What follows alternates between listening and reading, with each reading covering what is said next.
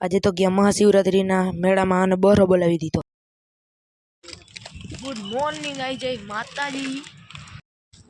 આજે હું જાઉં છું શિવરાત્રિના મેળામાં. થોડોક નાસ્તો લઈ લીધો. હવે જાય છે જુનાગઢ અને પહોંચી ગયા આપણે ભવનાથ.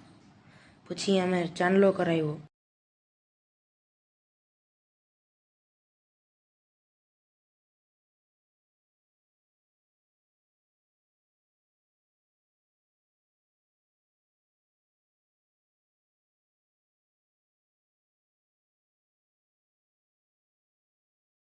અને ગાઈસ તમે પબ્લિક તો જોવો.